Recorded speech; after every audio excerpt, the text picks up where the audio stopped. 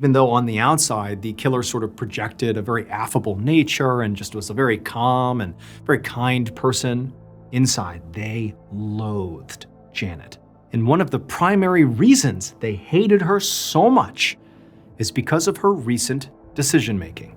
And so after standing there, just taking in the sight of like the object of their rage, they reached over and grabbed a rag they had soaked in chloroform, which is a chemical that when it's pushed up against your face, it can cause you to pass out if you breathe it in. And the killer, they put this rag right over Janet's mouth until she passed out, because they didn't want her waking up when they inevitably moved her. And then after using the chloroform, the killer grabbed Janet's purse and then also grabbed her toiletries to make it look like she had chosen to leave, to go on a trip somewhere.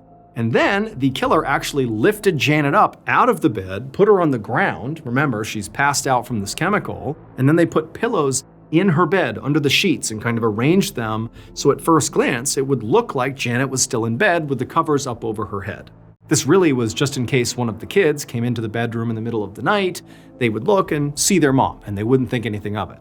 And so now, with the pillows in place and with the purse and the toiletries in hand, the killer scooped Janet back up off the ground and then carried her out of the house. And once they were outside, the killer placed Janet's unconscious body in the back of the killer's vehicle, and then they drove her to a nearby house in Oklahoma City that they owned.